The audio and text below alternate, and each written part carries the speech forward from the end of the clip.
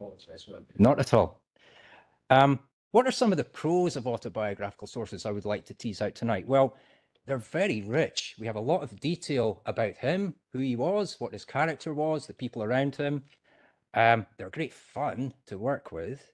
That's a simplistic way of putting it. Some of the cons are they're all written in English, despite the fact he's definitely a Gaelic speaker. His first language was Gaelic, but the sources he's left us are all in English. They're, of course, male. And I suppose another way of looking at this is there's a danger of perhaps over-identifying with the figure that you're researching. I think that a good biography has to face up to challenges in accessing an individual. You can go one of two ways. You can over-identify, or you can actually vilify the person as well. And I think it's really important to try to get some sense of balance. It's useful to talk to other people, and they can help you out with that. So I definitely felt both of those issues were a factor at different times in the writing.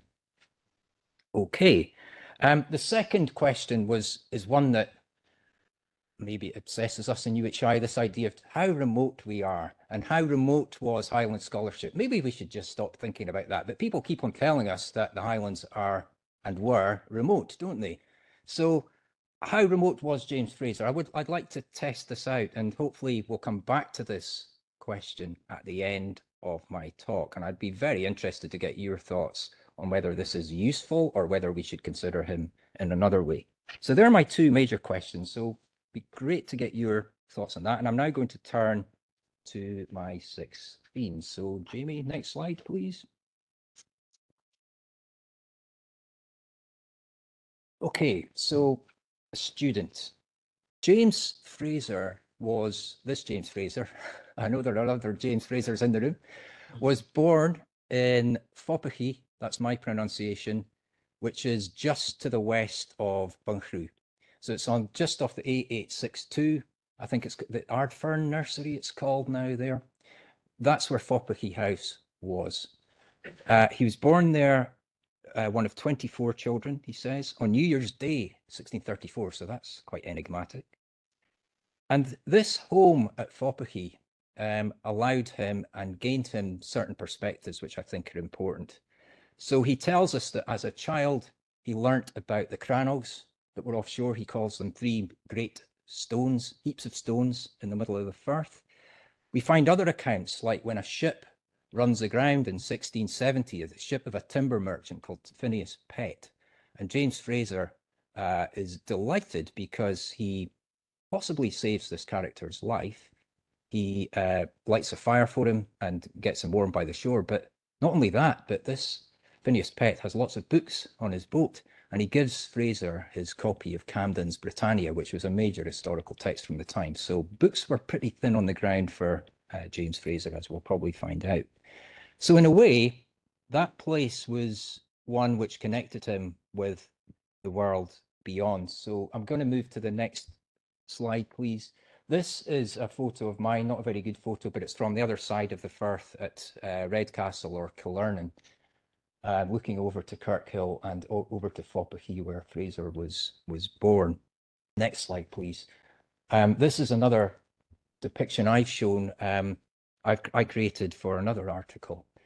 Really important to James Fraser, I feel, is that he was born by the shore, and he used boats a lot in his life. And I think our whole sense of the geography of this region has been utterly transformed by the building of railways and roads and bridges over the firths in this area.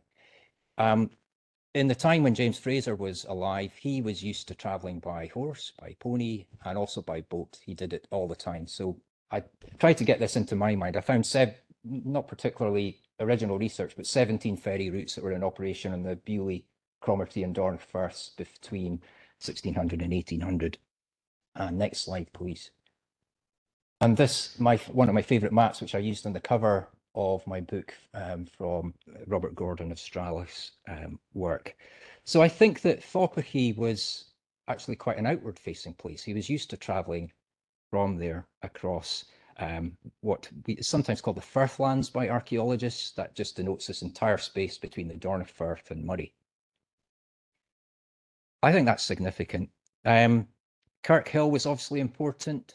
Beaufort Castle, the seat of the Lovat Frasers, was vital to him as a scholar. He used archives there, he used their collections of books. And then he went to Inverness Grammar School. So that was also huge for him in terms of opening him up to learning. Difficult time to go to school, the 1640s. Very, very difficult time, divisive time. And from there, 1651, he goes to King's College in Aberdeen. So he's very much a North Sea facing scholar, James Fraser, and I think that's important to position him in that context. We know a lot about studies at Aberdeen at that time, less about Inverness Grammar School. 5 a.m. start to 9 p.m. Not sure if you managed that today, Jamie, but probably not quite. But overseen by a man called the Hebdo Madar, who was a particularly strict individual. Anyway, this is where I position James Fraser, by the coast and by the North Sea.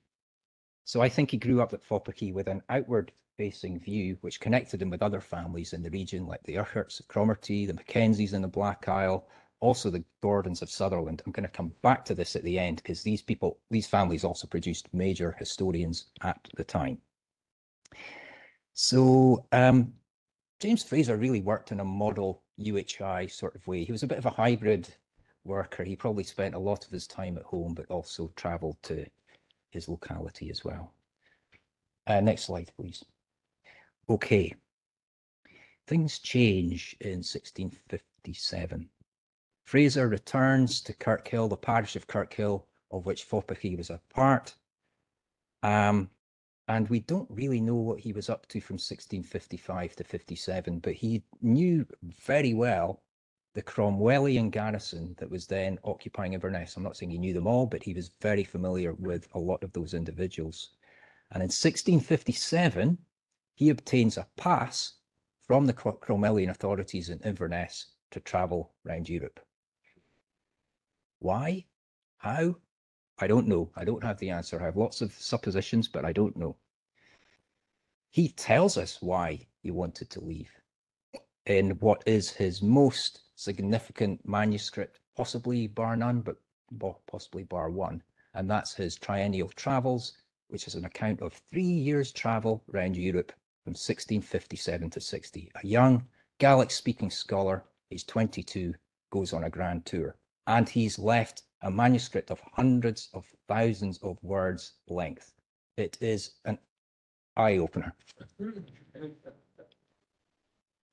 On page 1 of volume 1, there are 3 volumes of the Triennial Travels, James Fraser says that Great Britain comprised an island divided from parts of the world.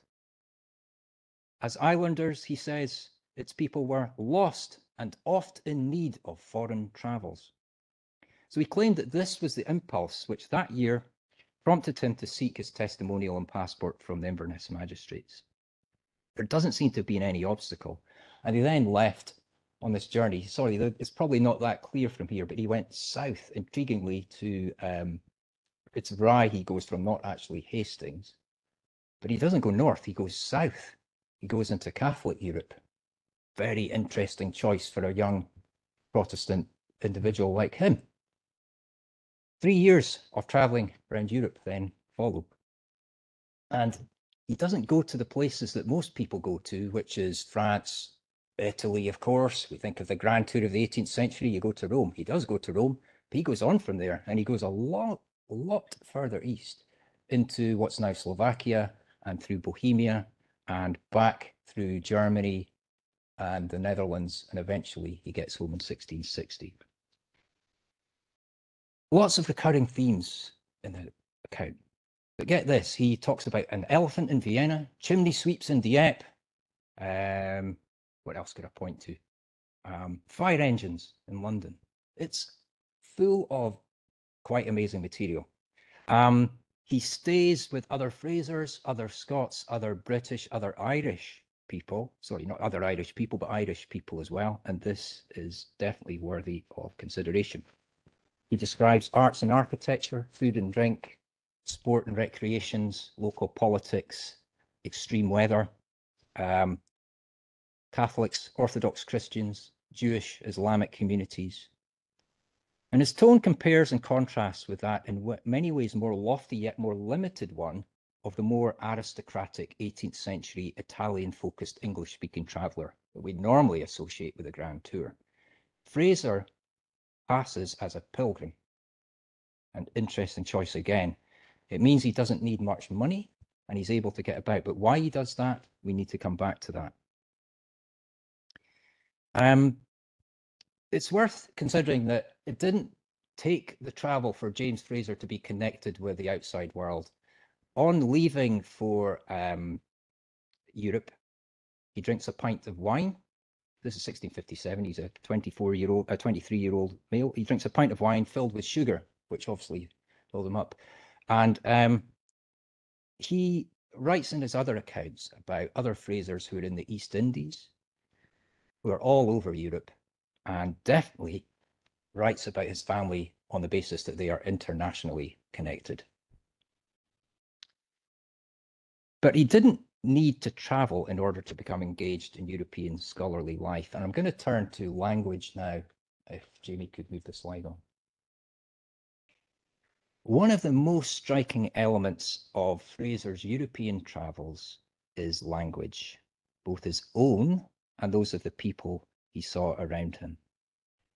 Now, I need to make an admission. I'm not a fluent speaker of Gaelic, but Gaelic is absolutely vital to James Fraser's life. So I would love to do a follow-up project analysing his text for Gaelic influences.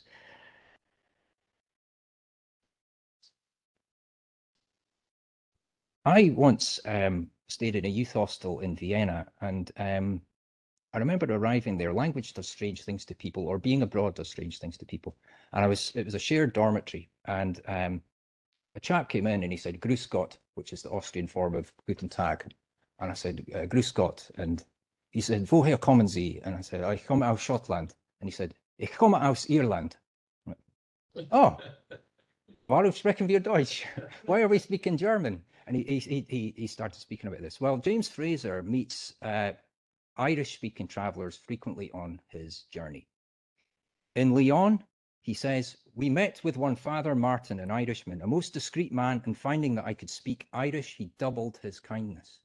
Now, I'm going to come back to this.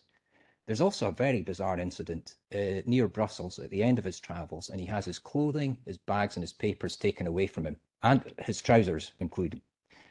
So the temporarily trouserless Fraser is listening to these people who are questioning and looking at his papers, and there's something funny about the way one of them's speaking.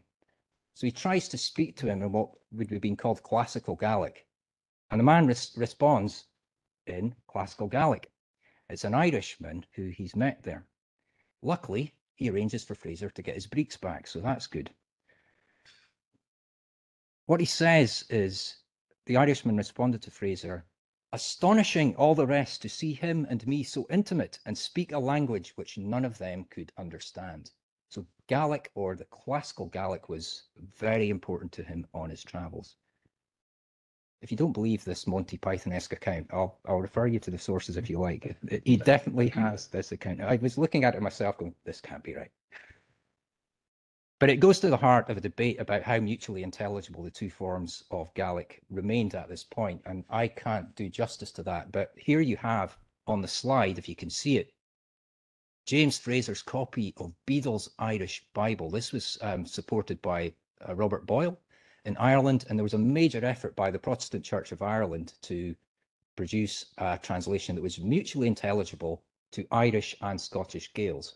Now, by the time that Fraser got this, most people would argue that it wasn't accessible to Scottish Gaels because the two languages had been there'd been a common high register of classical Gaelic, but the Irish font meant that this was a great difficulty for Scottish Gaels to understand. But he was given this Bible. There were about 30 of them that came to the Highlands towards the end of the 17th century.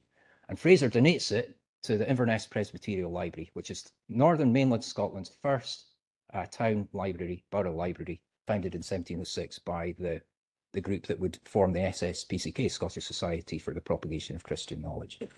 So really interesting example, I think. So some more evidence that Fraser was deeply fascinated in Gaelic as a scholar comes in a catalogue of manuscripts which he leaves, and it's printed in a very significant book, an edited volume published by Mackay in 1905 called Chronicles of the Frasers. So I mentioned Fraser's triennial travels. His other big manuscript is what's called the Wardlaw manuscript, which is a history of the Frasers, and it's edited in 1905. And in this catalogue, you see 53 manuscripts or books which he was in possession of in later life. It includes an Irish dictionary in 4 quartos, a Bernilogia, a volume of Irish verse. Now, when we see Irish, we shouldn't think Irish. It really means Gaelic, probably classical Gaelic, but it might mean Scots Gaelic, vernacular Scots Gaelic. The word Irish is used to mean that. There's no other word for it at the time. So I would argue very strongly that Fraser's interest in Gaelic went beyond the oral to the linguistic and the literary. But Fraser wrote his surviving sources in English. And this is something very significant to the place where Fraser came from as well, in my view. In 1898, English scholar and critic Charles Whibley claimed Fraser's Northern Highland contemporary, Sir Thomas Urquhart of Cromarty, to have been, quote, the greatest translator of all time. It's not a view universally shared, but Whibley's statement gives fuel to the argument that to consider this part of the Highlands before Culloden as monolingual is inaccurate. In the Firthlands area, being bilingual, maybe even trilingual, was the norm in Fraser's lifetime, I would contend. It comprised a region where Gaelic, Scots, and by the 1650s, English all had their uses for everyday speech. English, of course, was a text that was well known to read before then, but for speech, I'm not so sure. It's almost certain that Fraser uttered his first words in Gaelic, this followed by him acquiring a speaking knowledge of Scots, reading knowledge of English, and in addition, Latin and some Hebrew. But his travel memoirs record his absolutely fixed determination to attain verbal command of French, Spanish, Italian, German, Slavonic, Hungarian, Bohemian, and Dutch, to the point where he has phrases that he writes down and translates himself, and they're quite accurate. I sent the Hungarian ones to my friend in Hungary, and she said, "Yep, it's good." Now that is not, I was going to say it's not normal, but it's not usual.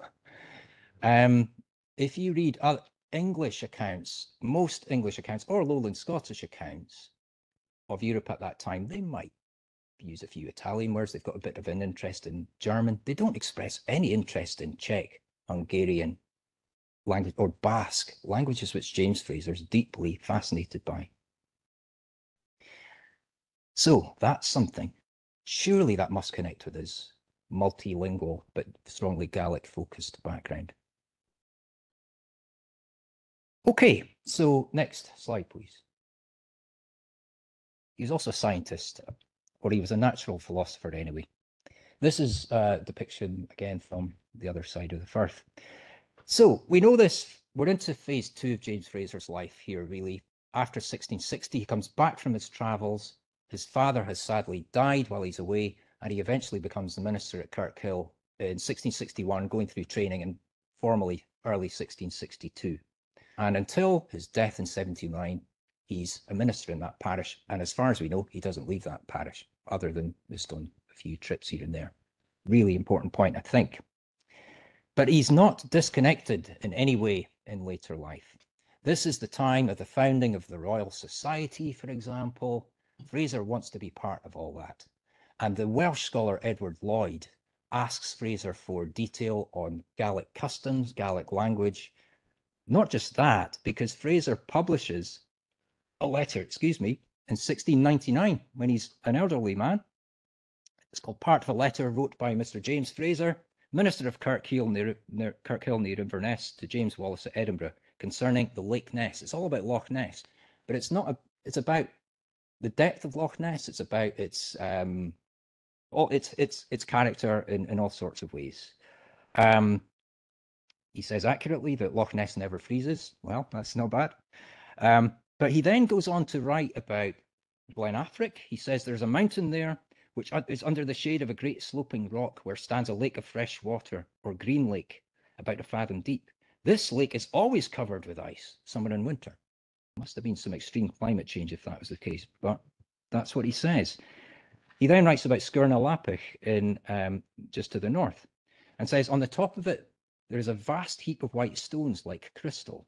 They will strike fire like flint and have the smell of sea wrack. How they were brought here or heaped together, or what the nature of the stone is, I do not know, nor is there any tradition about them. Upon this mountain is found also oyster shells, plenty scallop and limpet shells, yet 20 miles from any sea. So it's full of conjectures like that. He's deeply interested in this stuff. And of course, to us, it sounds rather odd, rather naive, but there's a certain, actually, when you start to look at it, there's probably a certain truth in quite a lot of what he says, or there are possibilities there. And this letter was published, as I say, in 1699 in the Journal of the Royal Society. And it was a response to Lloyd's request for Fraser's queries or conjectures on etymology, geology, natural history, and archaeology. And in all of Fraser's writings, you find material on these topics, also cosmology, meteorology, and so on. So rather than a sponge soaking up scholarship from outside, I think Fraser was radiating his scholarship, and I think that's vital. That was very rare. If we compare him to other Highland scholars of the time, or Highland-born scholars of the time, maybe Martin Martin, George Mackenzie of Rosehaugh, the Brandseer, I don't know, but all sorts of people. If we compare him to those, the difference is, sorry, the Brandseer is not a relevant example, but if we compare him to other Highland scholars of the time, they all left. He went abroad when he was younger, but he didn't leave after he became a minister. He was able to pursue his scholarly intellectual life. It's very convenient for me to say that as an employee of UHI, but it's the truth. While he could be deferential to centralising polities in both Edinburgh or London, he shows from home time and again the vitality and connected nature of his intellectual contribution, obtained without living outside the north of Scotland. Despite a lack of formal clubs, societies, libraries, or coffee houses to encourage him, Fraser positioned himself skillfully as the key Highland spokesperson and informant for internationally known erudites like Lloyd. He didn't need proximity to a regal court or a princely household. He made the most of his ministerial abilities, his local scholarly circles, and skills of curation in order to engage in scholarship and research. Fraser wished to impress upon his readers his own people's contribution to the pursuit of systematic knowledge of the physical world. And if we look again at that catalogue of manuscripts, I mentioned that before, the 53 manuscripts, you have some intriguing titles there. Sadly, most of them haven't survived. A Diary of Weather Contingencies in 4 quartos. Nature's Treasure Tried, 4 quartos as well. Chirurgu Medicus, including experiments of physics and chirurgery, so surgery. That's pretty complex stuff. There's also a preoccupation there we see with weather and climate, with the natural world, and a clear correlation of these with human health and medicine. Next slide, please. Okay, now we get into my, probably where I'm most likely to become prejudiced in my viewpoint. Fraser's approach to history is definitely worthy of consideration, and I absolutely love his analogy there with the telescope. It's one of my favourites. Dutch lensmaker had invented the telescope, the low magnification telescope in 1608, and Newton's reflecting telescope had come through in 1668. So he was pretty on the ball by using terms like this in the early 1670s when he was writing this stuff. I think his biggest intellectual passion of all was history and history books.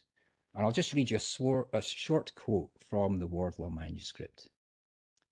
History, being so germane and familiar to men of all estates, age, quality, sex, and condition, so agreeable to the inclination and suitable to the humour of all, so delightful in the perusal and profitable in the retention, affording content to the aged, pleasure to the young, and experience to both, comfort to the disconsolate, refreshment to the weary, and ease to discomposed minds, solacing the tedious hours of pensive watchings, or otherwise charming, anxious thoughts into a sweet and gentle repose, being never out of season whilst men have life and the world a being, that among the many eulogies it hath received from the learned pieces of ancient and modern writers, It is indeed that telescope by which we see into distant ages. You finish there. Fraser sits on a branch towards the top of the tree in terms of 17th century Highland and Scottish historians. So sometimes clearly history provided him some kind of comfort from current woes, but it also provided vital examples of good and bad practice that were needed to inform present-day public life. Skills in seeing things from different perspectives. We might say he was keen to get out of his echo chamber. For Fraser, knowledge of history was not entirely incontrovertible or immutable, but required careful archiving and representation and debate by scholars in order to take on its full meaning and purpose.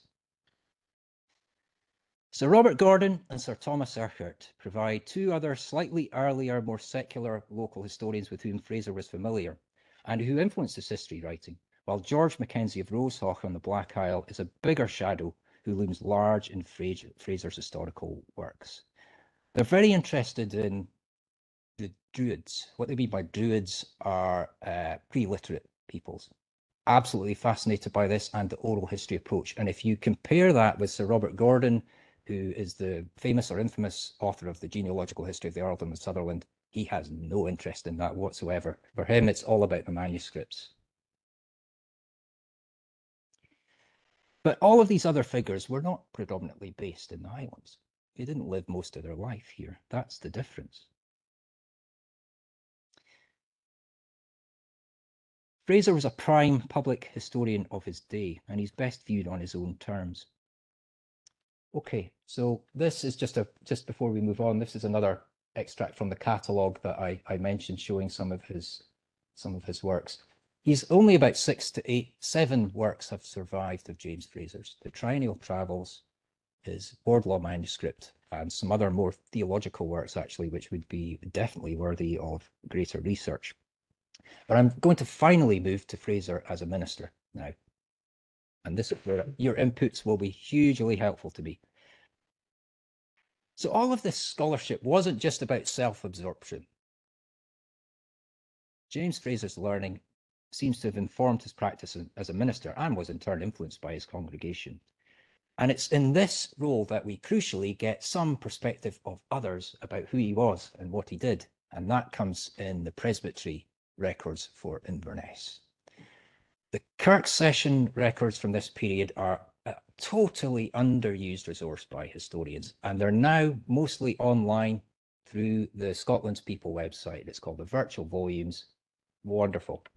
Kirkhill's sources only start from 1707. So we have the last 2 years of James Fraser's life. It's full of detail. It's full of information about how the Kirk session operated, but it's the presbytery records through which we really find out about James Fraser. So Kirkhill was part of the presbytery of Inverness, which was then part of, at certain times, the Synod of Murray before 1689. So when we read the Inverness presbytery records, they're representing 7 parishes, they have several visitations to Kirkhill, and they tell us what their opinion is of James Fraser. May 1682, all the elders and deacons gave James Fraser, quote, ample testimony and approbation, approval, being severely inquired as regards his life and conversation, personal and pastoral, his doctrine, visitation of the sick, and so on. Well, that's interesting, and it comes from 1682, because clearly the latter years of his life would have been much more complicated. James Fraser lived through a lot of political convulsions in his life. The Wars of the Three Kingdoms, the Restoration, the Glorious Revolution, if you term it that, and the Treaty of Union. It may seem a surprise to highlight continuity and consistency as a feature of Fraser's life as a clergyman and of Scotland as a whole.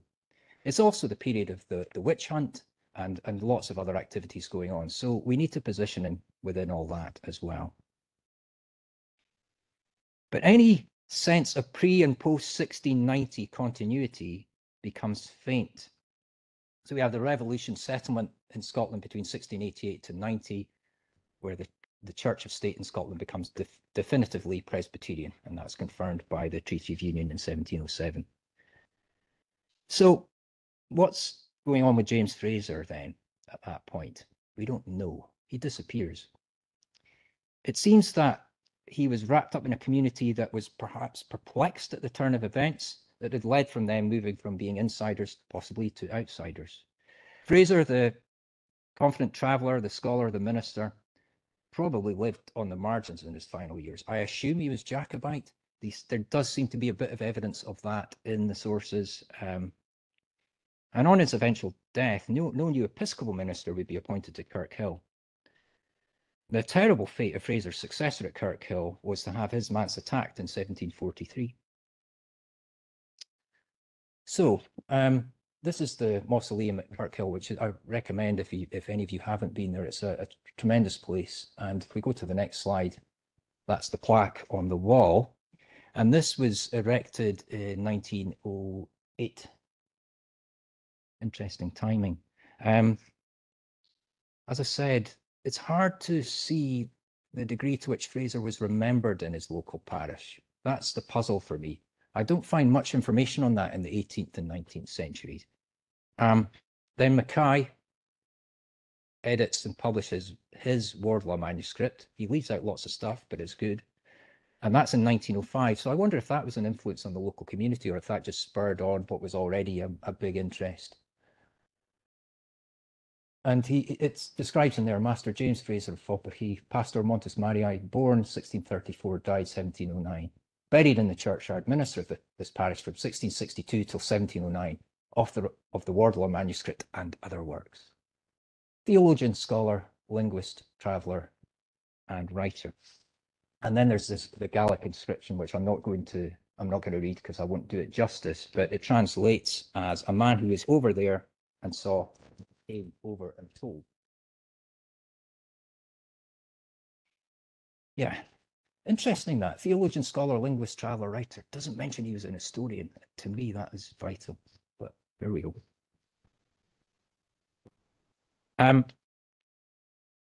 Just some words by way of conclusion now. Where does this leave us? Fraser was a complex figure in dynamic times, and more of his autobiographical evidence survives in relation to some periods of his life than to others. I hope that some kind of picture of his mental world and the development of his character has emerged through these 6 themes and 2 phases. The first phase, his schooling, his first 23 years, most of them lived out amid the violence, unrest, and division of civil war, education within a rapidly changing order, first Inverness Grammar School, then King's College in Aberdeen, followed by a brief return to the energy, horror, and absurdity of, as he saw it, of the Cromwellian garrison town of Inverness. It was defined also by travel, comprising his time abroad, which was probably disproportionately influential on his personal development and on his linguistic abilities. He then, back in Kirkhill as a minister, his contribution to natural philosophy, his work as an historian and as a minister also coincide with an exceptionally productive period. So all the manuscripts we have date from after 1660. I don't know if he wrote the Triennial Travels as a diary, but it's written up 1670s, 1680s. He does a lot of work later in life. The last 21 years of his life suggest a reappearance of some of the turbulence of his early years for him. Although these years also show that Fraser retained a level of dexterity. And there's one source which I haven't mentioned, which is an absolute stunner, and it's the Bill of Mortality. Fraser lists as a minister every death in his parish from 1662 to 1709. Totally unique for the north of Scotland.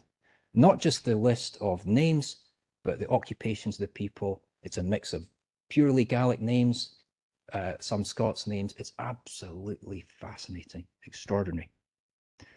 During the pandemic, I was using that manuscript and it was just wonderful to get back in the archives, and it sent a shiver down my spine because the last entry, 1709, marks his own death. So I want to just go to the next slide, please, Jamie. Returning to my 2 questions. Again, I really welcome your thoughts on this. My simple conclusion is handle with caution. James Fraser's autobiographical sources. There's so many questions they raise, so many motivations that I can't quite figure out from them. Don't think it's good just to leave them to somebody else, though. I've thought that for a while. I thought maybe it's not me who should be doing this, but then I thought, nah, I'll just go for it. I think also what's very powerful here is memory of James Fraser, or maybe lack of memory. This plaque was fascinating, but as I said, it didn't mention him as an historian or as a natural philosopher or scientist. Fraser's surviving sources tend to have been examined only for the local in them, and William Fraser's Chronicle of the Frasers, it slightly troubles me because he gets to a certain point and he has square brackets and then writes, there then follows a 10-page section on events on the continent. But that's really interesting stuff. That's fascinating because he, even in the 60s, 70s, and 80s of the 17th century, James Fraser still knows what's happening across Europe. He's perfectly aware of it. He doesn't need to be abroad. How he's picking that up, he doesn't really tell us. Newspapers or broadsheets or just his intellectual correspondence, probably a mix of all these things. But I think the International is vital to understanding him. And I think that's reflective of a new way of looking at the Highlands, or at least the North Sea facing Highlands in this period. Next question, maybe the next slide, just to turn to that. And back to this idea of remoteness. This is a view of Kirkhill from the Aird, or at least from uphill from there. There's a Jamie Fraser in Outlander. Maybe some of you have heard of Outlander, I don't know. Maybe he tells us what the Highlands was like before Culloden. But I hope I've provided at least a hint of a different version of a Highlands. A small piece in the jigsaw of current scholarship now emerging on this. Should I have left it to another time, another audience to ask if this individual's writings, their sheer curiosity from nearly 400 years ago would tell us something of relevance about today? I think we live in a region today full of brilliant students and scholars, their curiosity matching Fraser and his contemporaries. They may use iPhones rather than telescopes, or even clunky microfilm readers like me, but their focus is sharper. We need to give them, the budding theologians, the historians, the linguists, the creative writers, the archaeologists, the musicians, the visual artists, botanists, medics, all sorts of scientists of the UHI region, a chance to stay or arrive, to leave, come back, challenge orthodoxies and flourish here, and to influence the world beyond from here, to raise new generations and tackle the big issues of our day from their homes in the Highlands and Islands. I think it's a prospect that many Highlanders would have found desperately hard to imagine in the 2 centuries that followed, that you could do that you could live a significant, connected scholarly life in the way that he did. But there's something I think oddly recognizable in the Highlands described by James Fraser. This is me getting very dangerous. Its problems as well as its advantages, perhaps. In the 17th century, and again today, we see a region that is relatively populated. Of course, there's massive problems with demography in large parts of the Highlands, but our overall population is increasing. A region that's up to speed and contributing distinctively to scholarly discourse, that's intellectually confident and outward-looking, a place which curious scholars do not have to leave permanently in order to pursue successful careers and make their mark. And I think that's something. As we look to see UHI play its part in brightening our region's prospects, maybe figures like James Fraser offer us something.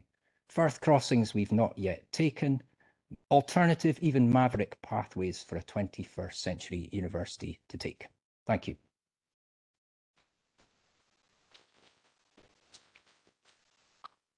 Thanks very much, Peter. That's great. A few questions, question of clarification, not question of challenge if you wish.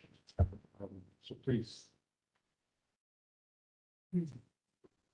Alison. How unusual do you think Mr. Fraser was in the Highlands of his day in having gone to continental Europe? Because obviously we accept that it's absolutely a stereotype to consider the Highlands as this remote region where, you know, people never went beyond their own wheat stack, as it were. But was he in the absolute minority? I mean, we do hear, for example, of Highlanders going as soldiers to fight for Gustavus Adolphus during the 30 Years' War. So there certainly was more intercourse than we're maybe conscious of. But what would your thought be on that? I think I would say he wasn't that unusual, but he is to some extent unusual. Sorry. You're right about the soldiers. I mean, you think of the regiment that shipped from Cromarty in 1627. He must have known about that as a child. He talks about a Fraser relative coming back from the 30 Years' War and speaking Slavonic in his old age. He said he reverted to Slavonic. What's that all about? Merchants as well. I often wonder, I don't have the information, but the tacksman class, were they leaving already and migrating to parts of Europe? He mentions another relative who had been in the Swedish army, had then, as a soldier, gone to Poland and then become a merchant in Poland, who came back to Kirkhill for a while and then decides, I'll go back to Poland. And he goes back there. So I think it's quite diverse. Do you know, I think the major problem is that Gaelic-speaking scholars or Gaelic-speaking migrants disappear in the sources. Because if you're a Gaelic speaker and somebody asks you your name anywhere in the continent, what do you say? Do you use patronymic? You probably don't say Donald MacDonald or something that we would recognize. It would depend on the language you were asked in. So I think that's crucial. Unless there was that earlier migration of Highlanders to lowland areas where they might have Scoticized or Anglicized their form of address. That's what puzzles me. There's a source in Poland, a subsidy which the Scottish and English merchants in Poland have to pay to the King of Poland in 1651. And there's 400 and, I forget, sorry, just under 500 of them provide the subsidy. There are strange names on that subsidy. Makaroi, M-A-K-A-R-O-I. What's that? And we don't know. But one example of how this could happen is there's a well-known family in 20th century Poland, the MacLeods. And the MacLeods were descendants of a MacLeod who'd been in the Swedish army, and then he was a staunch Lutheran, and he then settled in Poland. And in the 1930s, a Polish politician called UHI MacLeod actually comes to Dunvegan to research his family history because he's fascinated by it. The story goes on and on. If you read Jim Hunter's Scottish Exodus book, you'll find that story becomes even more remarkable. So I think there are more Highlanders than you might suspect, but they're just almost impossible to spot. And they're often referred to as Irish as well because people use that terminology. One other question before we kind of talk the chat. Just a brief thought on David. Do you know what the theology books were on? Yeah. Yes. Well, the ones that survive, there's one called Divina Providentia, so a collection of providential passages, and another called Homilies, Theological and Moral.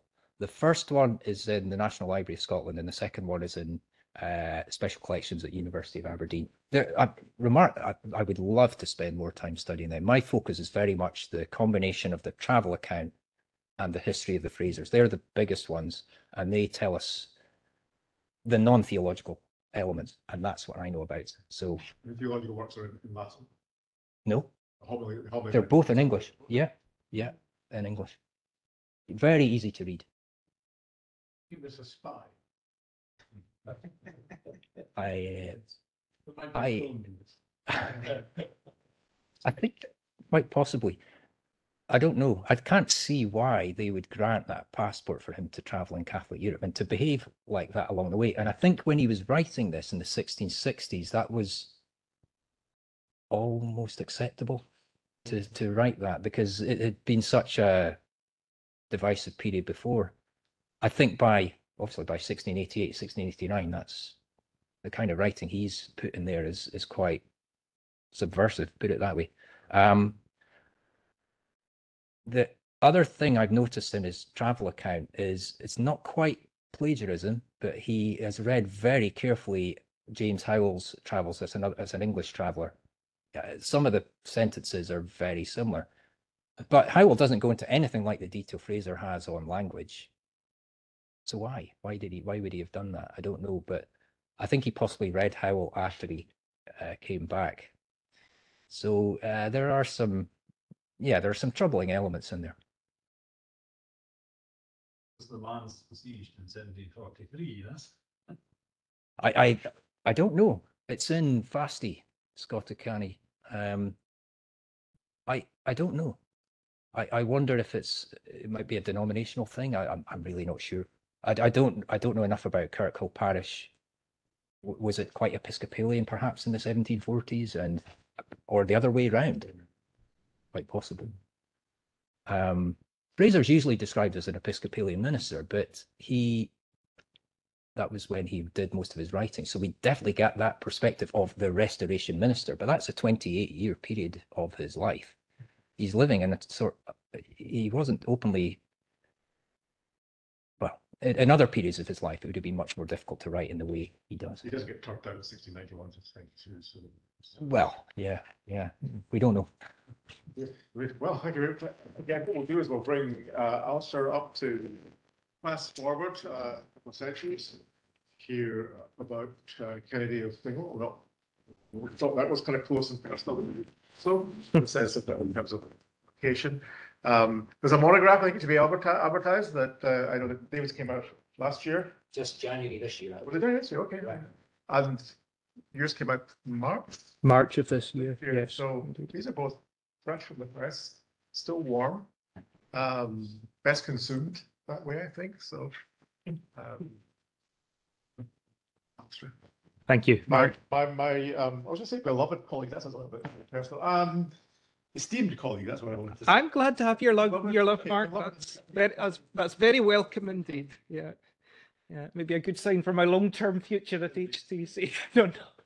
Doesn't describe any of the rest of us like that. Indeed. There we go.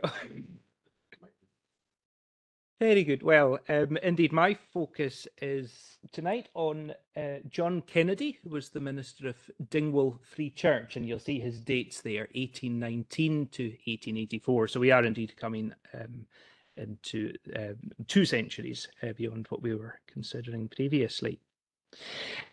Now, John Kennedy was the first minister of Dingwall Free Church after the disruption of 1843, when the Free Church, of course, came out from the established church.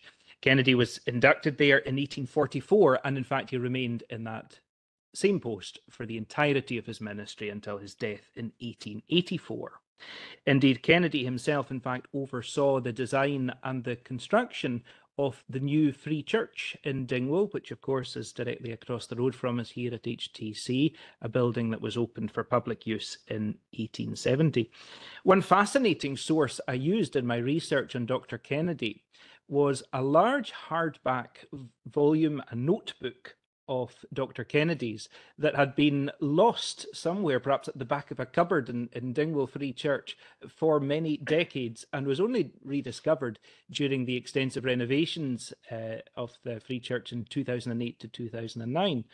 And the then minister, Reverend Angus McRae, very kindly lent me this this manuscript notebook, and it includes many fascinating things, including the first drafts of key writings of Kennedy from the 1860s, and also rough architectural drawings which show the interest that he was taking in the ongoing building project for Dingwall Free Church at that stage, planning out how the decorative aspects of the building were to look. The very scale and grandeur of that Free Church building in Dingwall, one of the largest church buildings in the Highlands, does indicate the scale and importance of Kennedy's ministry in the 19th century Highlands, and that will be my subject for tonight, the ministry specifically of John Kennedy. Now, Kennedy was born in 1819. He was the 4th son of the parish minister of Killernan, or Redcastle, so really just across the Firth from Kirkhill. His father was also John Kennedy. He was a Wester Ross man, but had settled in Killernan and had a very, very important and distinctive ministry there as one of the leaders of the evangelical movement in the Highlands. Kennedy himself was educated at the parish school and then proceeded to the University of Aberdeen, graduated MA in 1840, and thereafter proceeded to theological study as a candidate for the ministry of the Church of Scotland. Interestingly, it was the death of his father in 1841 that precipitated Kennedy's key spiritual crisis. Remarkably, this had actually occurred after he had begun his study of theology for the ministry, which Kennedy later viewed as his conversion. And the diary, the spiritual diary of Kennedy's experiences, the dark times that he went through in that period, but the light that he found in a saving knowledge of Christ, give a profound insight into the spiritual journey that he had, and give us some insight into the later power that his ministry had in terms of reflecting, relating to, and comforting the experience of people going through dark spiritual times and needing the comfort of the gospel. Now, the disruption of 1843 was, of course, a dramatic historical event, and certainly it completely changed Kennedy's life. Kennedy fully supported the disruption, even though there must have been a temptation, at least in worldly material terms, to stay in the established church, because, of course, the disruption led to a great exodus of ministers, a vast number of lucrative vacancies, some of the finest churches across Scotland being left vacant.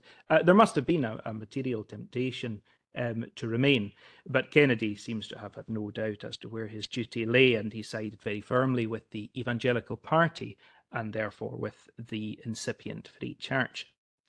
Now, at the time of the disruption, the Free Church itself was also in desperate need of ministers, and especially ministers who could speak Gaelic.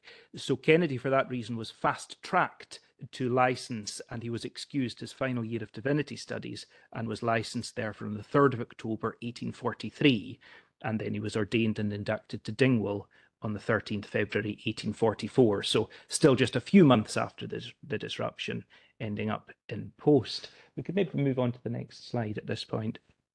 Now, Dingwall was a position of unusual prominence for a young minister of only 24 years of age.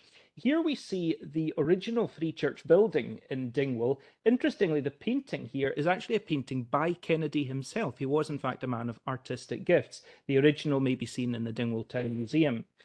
The church here is still to be found. It's on Castle Street in Dingwall. It later was sold once the new Free Church was erected, and this building became the offices of the Ross-shire Journal newspaper. But there's the original Dingwall Free Church, and the original manse is opposite it. Now, Dingwall in the 19th century was, of course, a royal borough. It was the administrative centre of Ross and Cromarty and had a population of around 2,000, and, of course, very largely was Presbyterian. The parish minister, Hector Bethune, had been evangelical in doctrine but had chosen to stay in the established church. But it was a majority of the congregation overall that came out into the Free Church. The established church congregation that remained in Dingwall remained a substantial one. That's continued right down to the present as St Clement's Church, and that was a substantial congregation. But the Free Church was also substantial, particularly the Gaelic element within it. There were effectively almost two congregations under the one umbrella. The English congregation of Dingwall Free Church numbered probably not more than 120 following the disruption, but the Gaelic congregation would have been many, many hundreds of people. The first Free Church building, as we see here, erected on Castle Street in 1844, was designed to seat 800 people, and that was adequate given that separate services were, of course, being held for the Gaelic and English sections of the congregation. The manse was built in 1848, which was the same year that Kennedy married. His wife was Mary Mackenzie from Fodderty, and they had two daughters who lived to adulthood. Now, it's not easy to assess the size of a congregation at that time because, of course, as we're aware, the membership figures of congregations in the Highlands, even down to the present, do not at all necessarily reflect the actual size of the congregation. The tradition of only a minority of the congregation entering communicant membership held then, as indeed it does to the present. So the initial membership of the Dingwall Free Church was around 140. The conventional rule of thumb is that about 1 in 8 of a Highland congregation was in membership. So that would suggest a congregation a little over 1,000 people loosely connected, and that would be consistent with what we know of the population of Dingwall. The charge was demanding there were 5 regular services conducted each week, each of which would require a full-length sermon, 2 Sabbath morning services, one in Gaelic and one in English, an evening service which alternated between the 2 languages, and then 2 prayer meetings on separate nights of the week, one in Gaelic and one in English. Now, preaching was, of course, central to ministry in the Highland evangelical tradition, and it was especially as a preacher that Kennedy would be known and would build his reputation in the Highlands. One contemporary tribute said, "The pulpit was Dr. Kennedy's throne," and I think that underlines the popularity that Kennedy gained for his preaching gifts. He was a profound and a deep preacher, but interestingly, he did also preach once a month to his congregation, speaking particularly to the young people and the children in the congregation. And these sermons were highly appreciated and highly celebrated for plenty of the grown-ups, who found them perhaps a good deal easier to understand on these occasions as well. Interestingly, one source I came across, a divinity student who was supplying in Dingwall 20 years after Kennedy's death, said that some of the people were still heard, amidst all their appreciation of Kennedy's ministry, which they still spoke of much, to grumble that at the prayer meetings he could be a bit demanding. He undertook a series through the Book of Psalms, which he maintained through the whole of his 40-year ministry, and he'd reached Psalm 150 by 1884, which people saw as a very ominous sign when he fell ill in 1884, and of course he never did return from that illness to the pulpit. Certainly, however, the fruit of Kennedy's painstaking ministry in Dingwall was a large and attentive congregation, such that by the 1860s that original church building was considered inadequate. A large new church was erected on a prominent site in Dingwall, with seating for more than 1,000 people, and that was opened for worship by, of course, his friend Charles Spurgeon in 1870. This building was well filled for both the Gaelic and the English services. The English services in particular seem to have developed significantly over Kennedy's life, so that a newspaper could report at the end of his life that even for the English services, there would be an audience of 1,000 persons listening with eagerness to his chaste elegance in the English tongue. One unusual feature of the church is the pulpit. It's designed, for those of you not familiar with the church, as a gallery running across the midsection of the church, just below the level of the gallery for the public to sit in. And this apparently was designed to Kennedy's own requirements as a platform, which allowed him therefore to stride from one end of the platform to the other as he was preaching to the whole congregation. And Kennedy apparently liked to stride from end to end with a white handkerchief in his hand with which he would emphasize his points as he spoke, speaking, of course, completely without notes, as was expected in the Highland tradition. This platform pulpit, which is, of course, the focal point architecturally of the whole church, is a statement of the centrality of Kennedy's preaching to his ministry in Dingwall. Now, beyond his own congregation, Kennedy rapidly built a reputation as a notably talented preacher.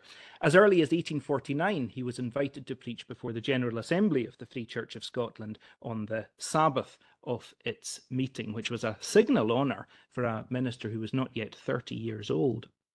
That same year, the renowned Apostle of the North, John MacDonald of Ferrantosh Free Church, whom Kennedy would later commemorate in a biography, died aged 69, and thereafter Kennedy himself came soon to be seen as the leading preacher of the Free Church in the Highlands. The tradition, which was maintained at that time of yearly or twice-yearly communion seasons in each Highland congregation, to which people would gather from far afield, and to which well-known preachers were brought with the purpose of gathering the crowd. So there was something of a celebrity culture even in the Highland Free Church, gave to a minister like Kennedy the opportunity to exercise a ministry and an influence far beyond his own congregation, speaking as a result to vast gatherings of people representative of the whole Highland Church. He seems to have spent a significant portion of the year. One source says he spent half the year travelling around communion seasons, which sounds like an exaggeration, but I have come across definitive sources that Kennedy's fellow minister Gustavus Aird assisted in the year 1887 at 23 communions. So that's out of 52 Sundays in the year, 23 of them he was at communion seasons as opposed to in his own pulpit. So that does underline that these communion seasons were seen as a crucial part of these Highland ministers' ministry, and obviously were opportunities for them to speak to vast gatherings. He was apparently an unfailing helper, for example, each year at the August Communion of Ulrig Free Church, Castletown in Caithness, and in that capacity, to quote the minister, a great attraction. And he was one of two principal assistants each year at the Creech Communions, that is, the district around Bonner Bridge. The Glasgow Herald reported that his popularity as a preacher was such that none of the great sacramental gatherings in Ross-shire would be regarded as quite complete unless he partook in them. Towards the end of his life, in fact, a railway car was reserved for his use in this extensive programme of travel. Such was the respect accorded to his ministry by the rail company directors. So through this wider ministry, Kennedy helped to mould not just the thought and spirituality of his own congregation of Dingwall, but also of the church across the Highlands. Even in a place like London, it was reported that Kennedy could always gather a congregation of 300 for a Gaelic service, even at 2 or 3 days' notice. He was, in fact, the first minister to begin the programme of London Gaelic services, which continues right down to the present day, meeting quarterly at the Crown Court, Church of Scotland in London. He was also well known in Edinburgh as a communion assistant. He would preach annually in the Highland, the Gaelic-speaking congregation St Columba's in Edinburgh from the early 1850s onwards, but later he formed a particularly close friendship with the conservative Edinburgh minister James Begg, and after that he would also preach annually in Newington Free Church as well. It's reported that his sermon in Edinburgh after the death of Begg drew so immense a crowd that the press reported that Newington Free Church was crowded to excess, every available inch of space being occupied, including the pulpit steps, lobbies and staircases. He also preached regularly in the Aberdeen Highland congregation, in Dundee, Glasgow and Greenock. Greatest, of course, of all in terms of attendances were the communion gatherings of the Highlands. The communion season at Creech in particular would always be traditionally regarded as the largest. It occurred at the end of the summer at a convenient time in the agricultural year for people to assemble from all parts. I came across this newspaper report. On a careful calculation, the members present, that is of the gathering, were not less than 7,000. And this was Kennedy each year preaching to this vast gathering. Following the administration of the sacrament, the assemblage was afterwards addressed outside in the open air, the minister standing on top of a sloping piece of ground while his audience stood or reclined on the slope below. The scene was certainly an impressive one.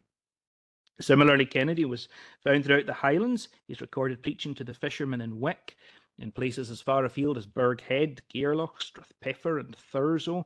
He undertook preaching tours in Lewis and Loch Broom, and of course was regularly at communions in various places.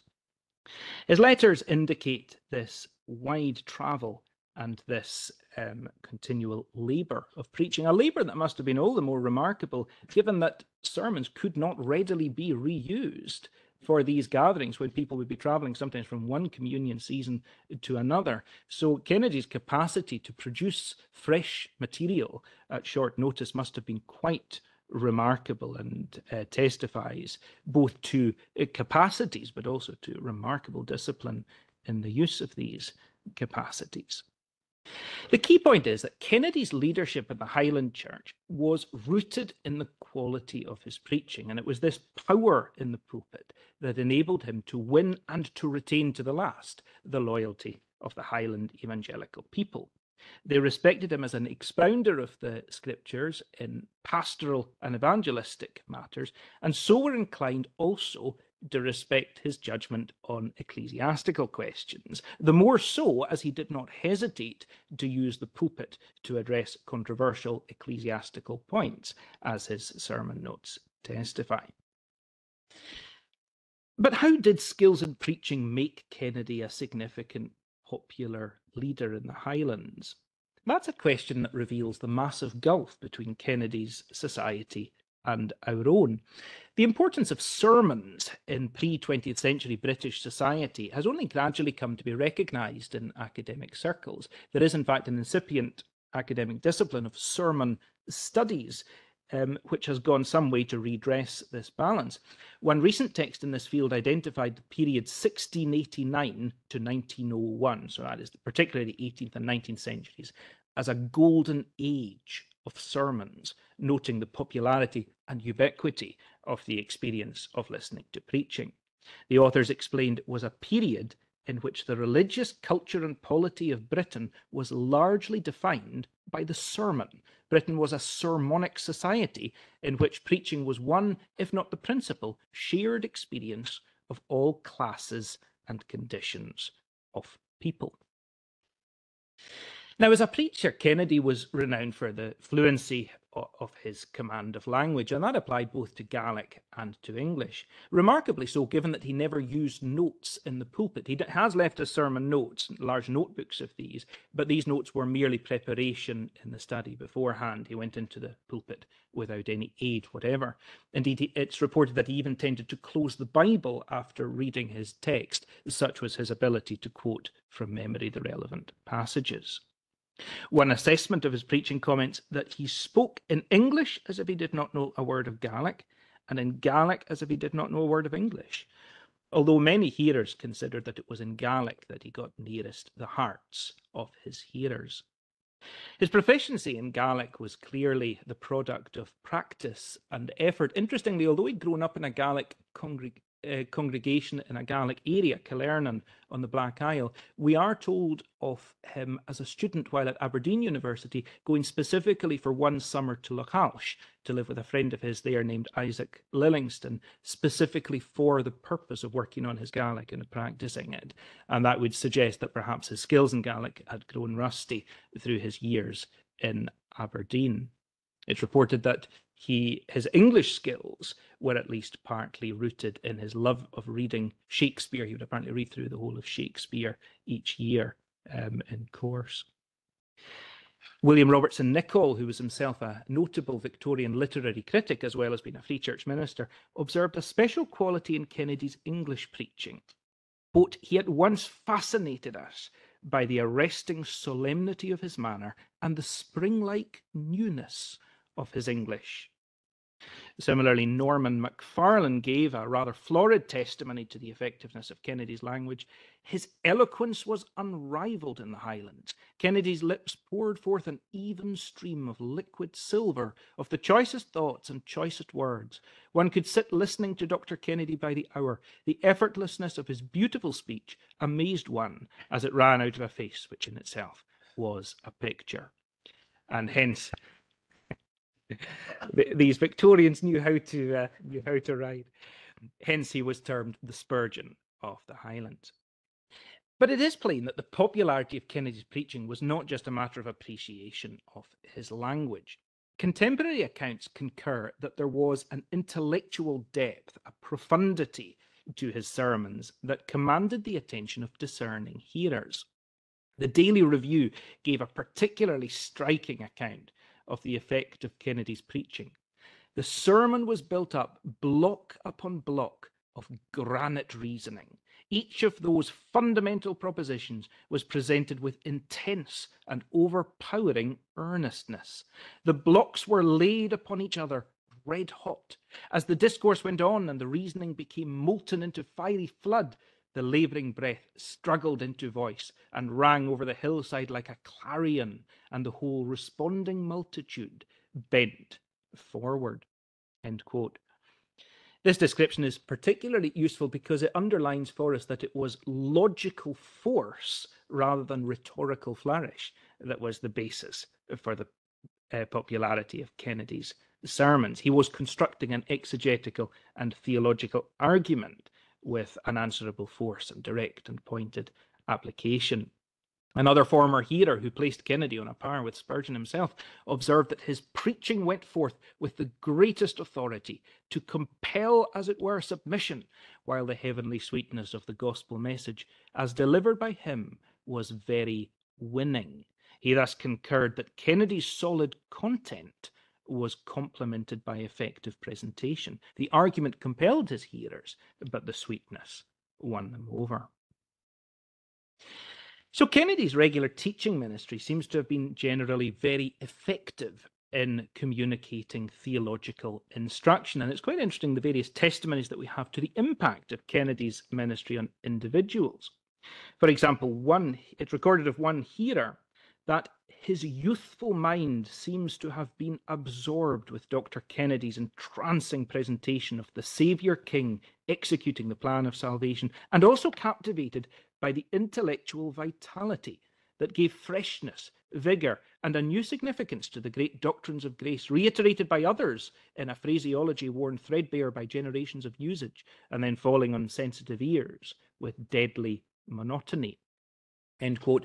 The result was that Kennedy excelled as an evangelistic preacher, and there are many testimonies of conversions under his ministry. One writer referred to being, quote, aroused, I trust, by the Spirit of God under the searching, winsome, and impressive preaching of Dr. Kennedy of Dingwall. Similarly, the Reverend Donald MacFarlane recorded visiting a dying lady in Fodderty in 1907, stating she mentioned that it was under the preaching of Dr. Kennedy from Revelation 3:20 she was first moved to concern about her soul. Another sketch recounted how one man burdened by sin walked many miles to hear Dr. Kennedy, and said later, he showed me all my heart, and into its bleeding wound he poured the oil of consolation. These accounts all emphasize how the two aspects of evangelistic preaching were present in Kennedy's sermons: the solemn exposure of sin, warning of the judgment of God, and the gracious offer of the gospel, promising salvation to all who would respond in faith to Christ. They also indicate that many individuals came to know the assurance of salvation through Kennedy's evangelistic ministry, and must therefore have felt deep personal gratitude towards him as an instrument in their conversions. In other cases, Kennedy's sermons led individuals through particular developments in their spiritual lives. A notable elder from Sutherland, Duncan McCrae, told a friend that when hearing the late Dr. Kennedy at Crieff, he came to the decision to confess Christ before men by obeying the Saviour's dying command. That is, of course, to profess his name publicly at the Lord's table, which, of course, was seen in the Highland tradition as being a very, very bold and fearful step indeed.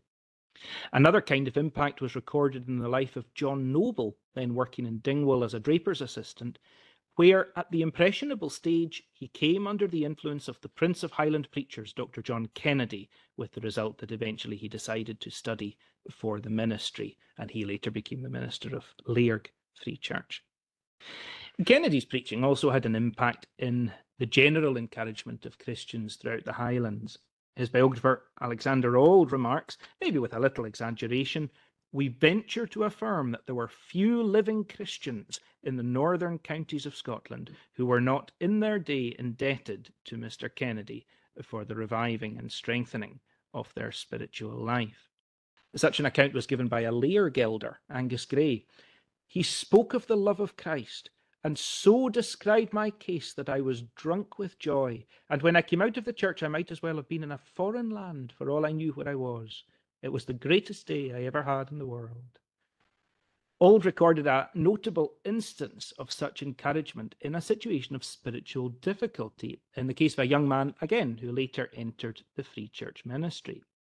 The man was doubting the reality of his own salvation due to his perceived lack of spiritual mindedness.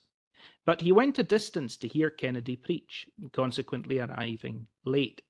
Just as we entered the church, the preacher gave out the text, Isaiah 55 verse 1, Ho, everyone that thirsteth, come ye to the waters, and so on. He began by opening up the free and wide invitation of the gospel to all classes of sinners. And I felt that though he was a most attractive speaker, and I could not help listening to every word he said, yet it was not the proclamation of the gospel I was in quest of, but how to get the gospel to influence my heart and life. At length, after showing the adaptation of the call in the text to the various thirsts of mankind, their thirsts for happiness, for peace, for rest, he said, "But there is one here today who says you have not mentioned my thirst yet. My thirst is for holiness, for such a knowledge of Christ as would subdue sin in me and weaken my heart corruption." This arrested me, and I listened as if I were the person spoken to, when he added, "My dear friend, if that is your case, if you do thirst for Christ in order to the crucifixion of all sin within you, and in order to your becoming conformed to his holy image, let me tell you in his name, you shall yet be as free of sin as if you had never known it. Yea, you shall be satisfied with the fellowship of Christ, and with likeness to him throughout the endless ages of eternity." The glowing fervour, yet deep solemnity with which he uttered these words quite overcame me, and as he went on to prove the truth of what he had stated, my enjoyment was such that it was as a begun heaven. End quote. This account underlines the importance of Kennedy's preaching to particular individual cases and the spiritual comfort that he was able to bring through teaching Christian doctrine on the basis of biblical exegesis. Equally, there were testimonies of special comfort received through his preaching on certain doctrinal subjects. Another quote, "A Stornoway hearer testified, the manifestations I had that day of the glorious majesty, worthiness, and suitableness of the Lord Jesus Christ in all his mediatorial offices, I never experienced before, nor indeed to the same extent since. I can never forget it." A Dundee man wrote to Dr. Kennedy, "I desire to bless God for having heard you. Your sermon on the electing love of God was a seasonable message to my soul, clearing difficulties and confirming me in the truth." End quote. These statements indicate that Kennedy's didactic preaching was not stale or predictable, but fresh and vibrant, opening up new avenues of thought and addressing queries and problems in the minds of his hearers. The result, of course, was spiritual encouragement that was highly memorable and again promoted direct and personal gratitude to the preacher. David Budge, a Caithness man, experienced this preaching as the restoration of past spiritual comfort and expressed his gratitude, testifying, "Mr. Kennedy, above others, is a means of warming my cold heart and reviving something of the love of days gone by." Another to express this gratitude was Duncan Crawford from Oban, who was so disappointed with the succession of preachers who they heard in a period of vacancy in his congregation that he reportedly felt, quote, "a suspicion of the ministry in general," end quote. But he then heard Kennedy at a Greenock communion and afterwards declared, "I went to Greenock and heard Dr. Kennedy, and as another said, whether in the body or out of the body, I cannot tell. From that day, the gospel ministry was lifted for me out of the mud and remained ever since what it ought to be in every Christian man's estimation." In this case, Crawford's gratitude extended to the whole ministry, as he recognised the value that preaching could have in the personal spiritual life. But it was obvious that the primary recipient of that gratitude was Kennedy himself.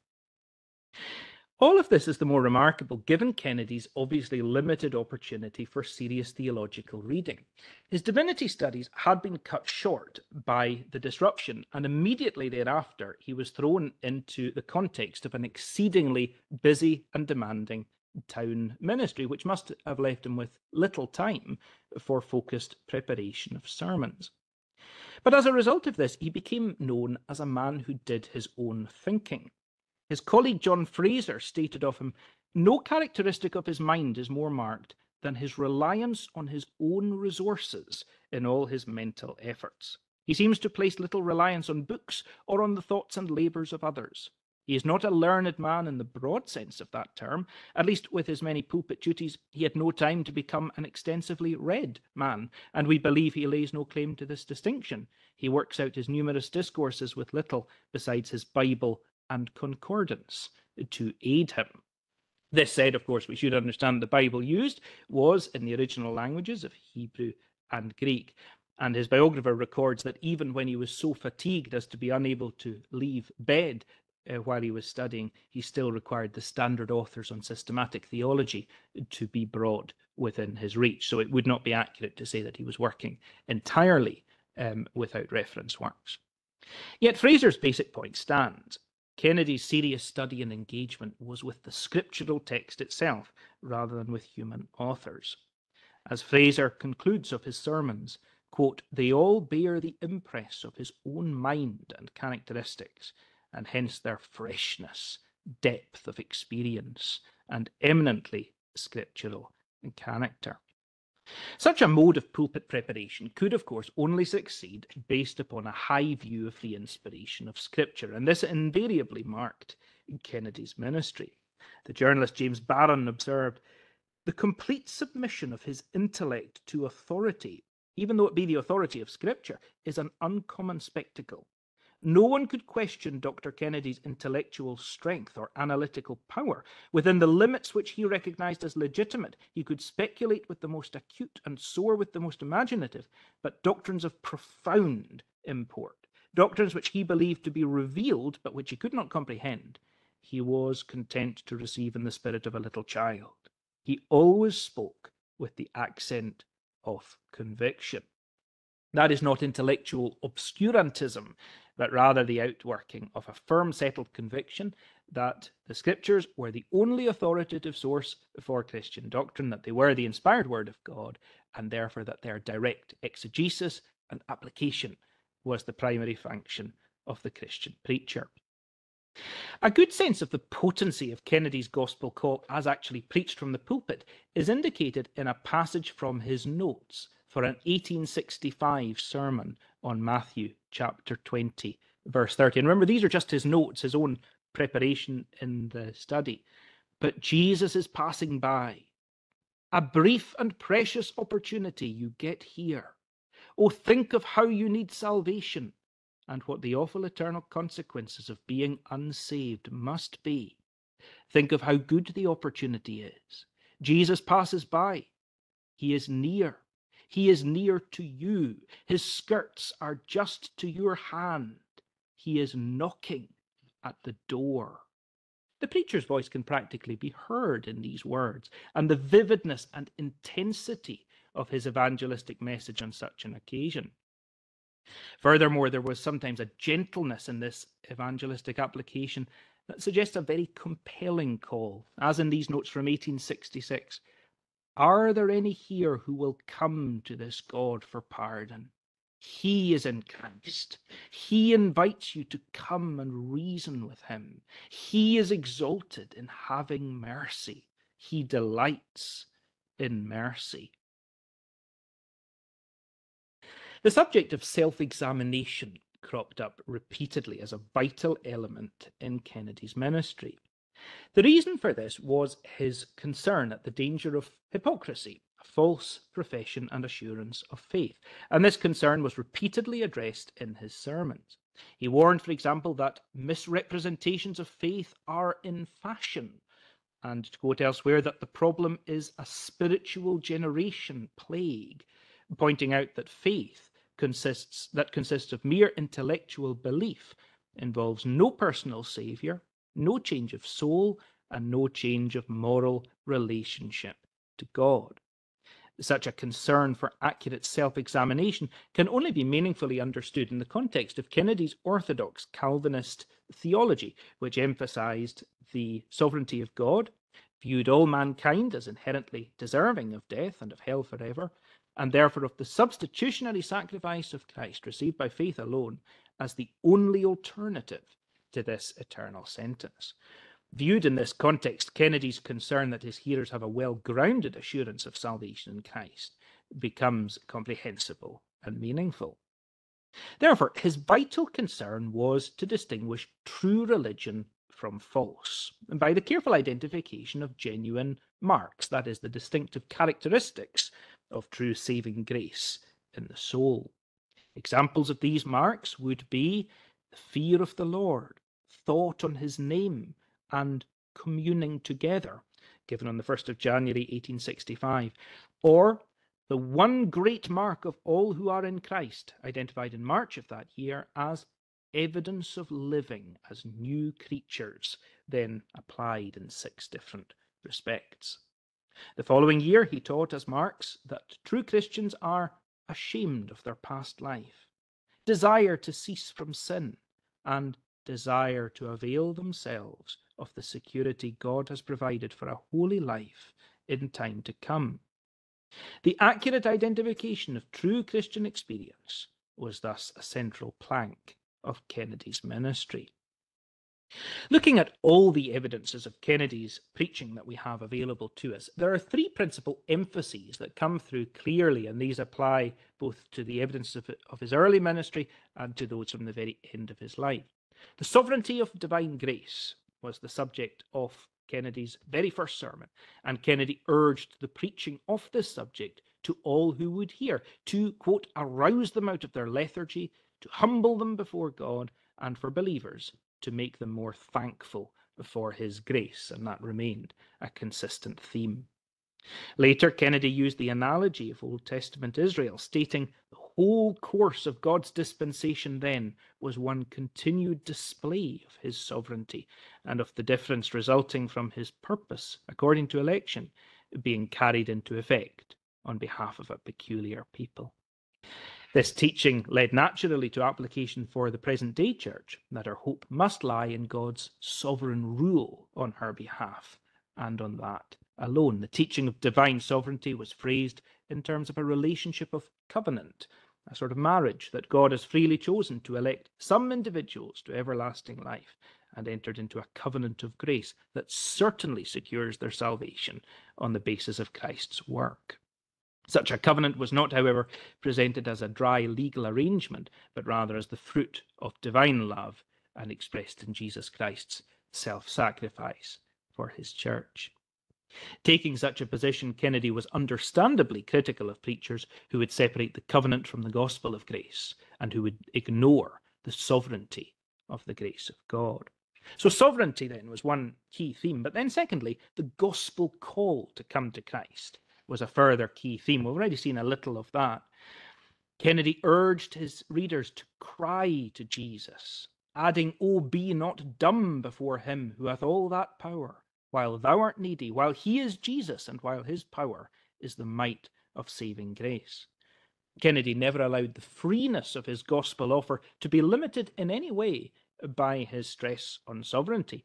Indeed, such application stressed divine sovereignty rather as a positive ground for evangelistic urgency rather than for fatalistic inertia. He urged preachers to emphasize that the love of God to sinners is infinite and that it is sovereign, and that this gives a solid basis on which the sinner may come. In one sermon, he wrote with particular warmth, "He can work in you, both to will and to do, and you have a warrant to ask him to do so to you. If you will let him do this for you, and leave yourself with all your darkness and coldness hanging on his grace, the beloved is yours and you are his. If your objection to be his debtor is removed, then all is taken out of the way that could keep you from being his spouse."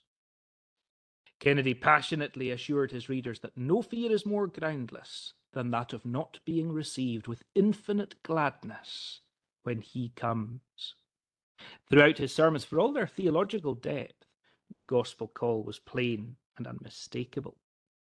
And then a third and final major theme from Kennedy's preaching, divine sovereignty, the gospel call, but also the theme of Christian experience.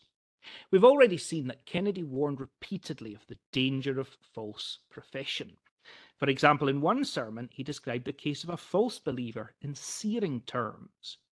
"You know that you are not pained by a sense of your own unholiness, not anxious as to being sanctified. You cannot surely be on the way to heaven if you care not about being made ready to enter it.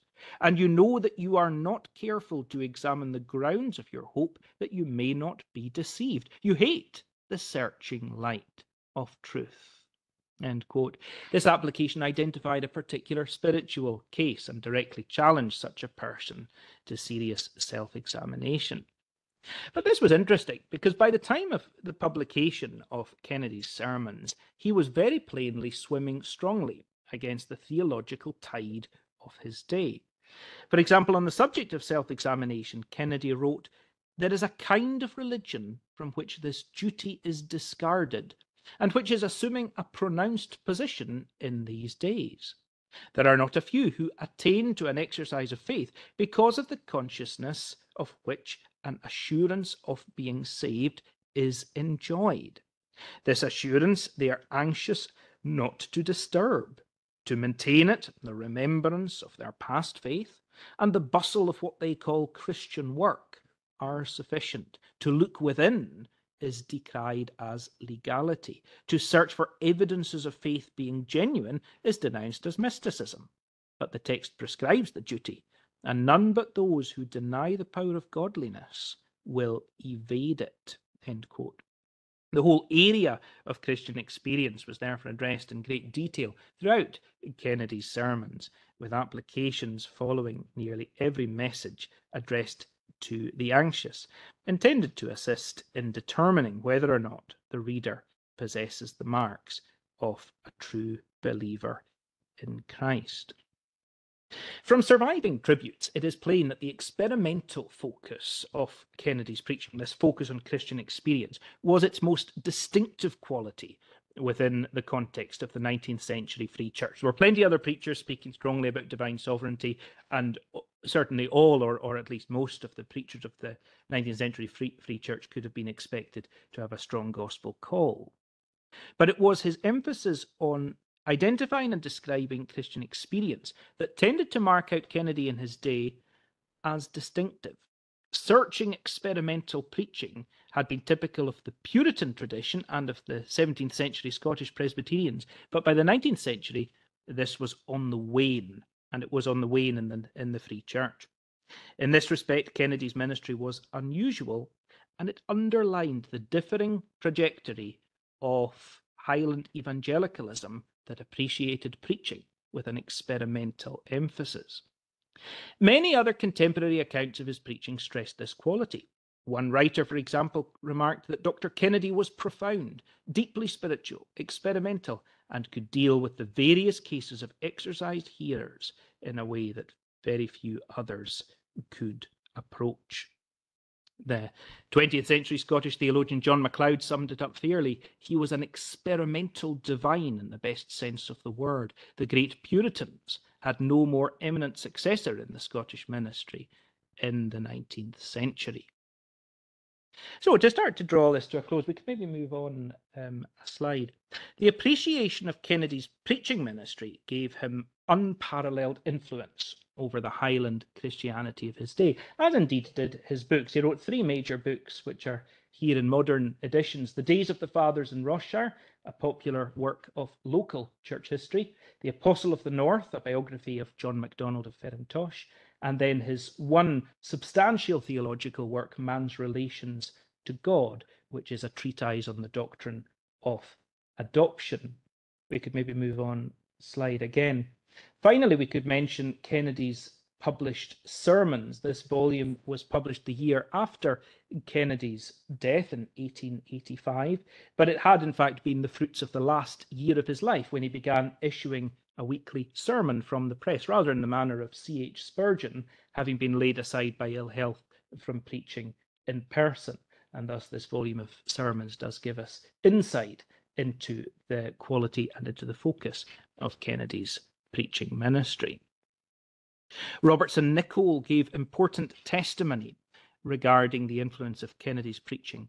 The devotion of the Highland people to their great ministers was touched with awe. They looked on them as high priests entering the holiest place and receiving spiritual tokens.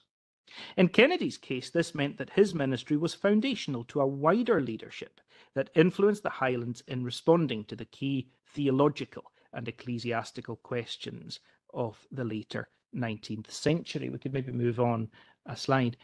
For these reasons, I argue in my book that the enduring conservatism of the evangelicalism of the Highlands can in fact be attributed, at least in part, to the influence and the leadership of Dr. Kennedy of Dingwall. Now we see here Kennedy's grave, which is just outside the Free Church building. Kennedy died in the year 1884 at Bridge of Allan on his way back from a holiday on the continent to try to recuperate his health, and it was a mark of signal honour that he was buried not in the town graveyard, but rather this plot directly beside the church building where he had served the whole of his ministry. We can move on another slide.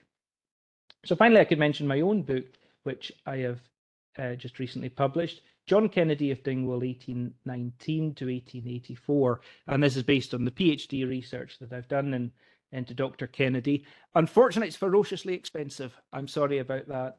It's published with Edinburgh University Press, and they're a den of thieves. It's £90 for a hardback. So I would recommend waiting until it comes out in paperback if you are interested in reading more. Thank you for your attention. Couple questions for Alasdair? So, with all that authority that Kennedy carried in leadership position, was he prominent in some of the assembly debates and in some of the land leaguers and all that stuff that was also going on, some of his contemporaries? Regarding the assembly, oddly enough, Kennedy wasn't particularly active in the assembly. In fact, it was 1873 by the time he had really reached the final, just about the final decade of his ministry, before he even spoke in the assembly. He did speak on a few occasions in the latter year of his life, but of course in these years it was only every third year that ministers would attend the General Assembly, so there are really only 3 or 4 assemblies in which he actively contributed, but certainly he was heard with great respect when he did. But our implication really is that he was less comfortable in that environment and less interested.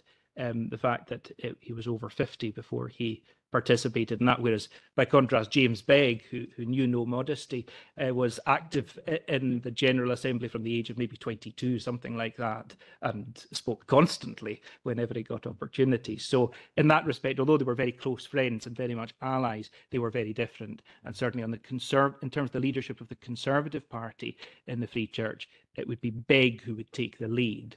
And Kennedy, if he had a role, it would more usually be as a seconder of a motion, either Kennedy or maybe Hugh Martin or maybe William Nixon, perhaps. So there was an active constitutionalist party in the Assembly, but it was emphatically Begg who was the leader of that. Regarding the Highland clearances, Kennedy was a member of the Land League, and he does make very occasional references. I think I found maybe 2 references, but this is out of the whole remaining materials of Kennedy's ministry to the sins of the landowners. There's a few reasons possibly for that. First of all, Dingwall as an area wouldn't have been greatly affected by the Highland clearances. It was a town rather than a rural parish. So it would not have affected Kennedy's own immediate congregational ministry to any great degree. The other aspect to it, though, is the simple point, which we do need to understand when looking at something like the Highland clearances, is that ministers in these days simply did not see social issues as being the most important thing for them to address. I think we would all recognise that now as being a fault, as being a limitation of the application of the gospel. Kennedy's focus was so much on the inward and the internal, and the search for marks of grace and so on, that in terms of these big social questions, where now we look back and the injustice just seems appalling, these things simply weren't high on his agenda. I mean, I came across one extraordinary sermon which was on the proverb, "Remove not the ancient landmark." And if ever you would have thought, there's an occasion to go for it.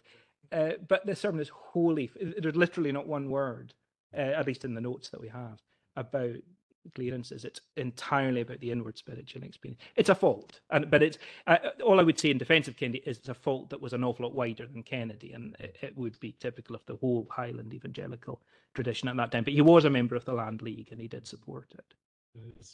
It's a strong, isn't it, reminder that of a kind of a way in which the idea of covenant becomes very much an internal, personal, if we want to use a spiritual one, rather than something that at some point in Scotland it had been in the 17th century. Covenant primarily means something that is done nationally. Indeed. And has to do with the common life and, yes, and therefore with politics. You might want to say that the New Testament becomes the filter through which we read the Old Testament, including that proverb.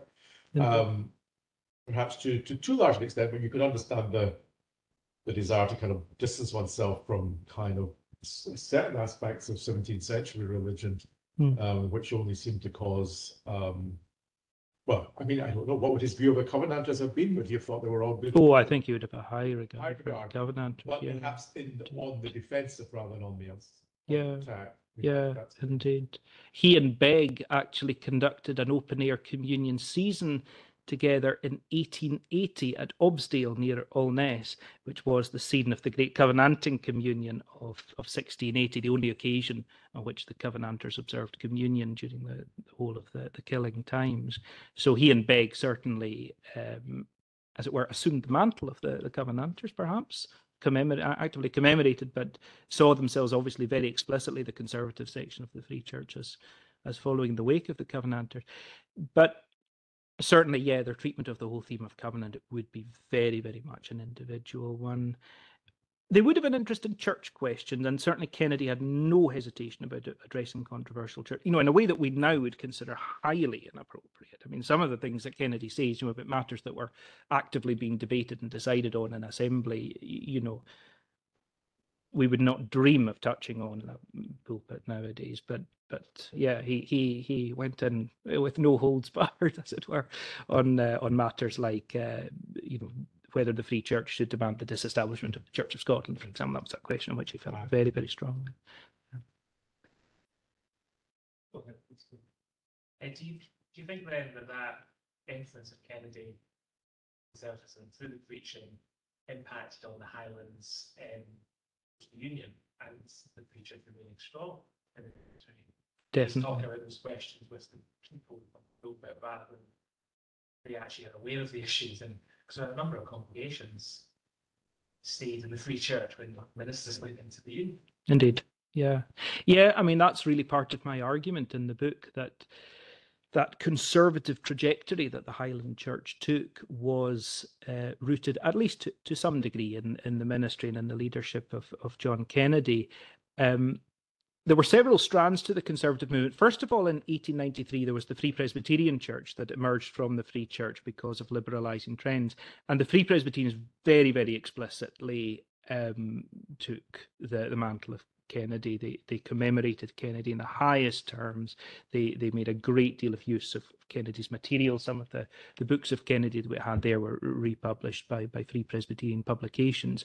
So the Free Presbyterians very much revered Kennedy, very, very much saw themselves as following in his footsteps. And they were, in 1893 at least, almost exclusively a Highland church. Their lowland congregations were really very much gathered congregations of Highland emigres.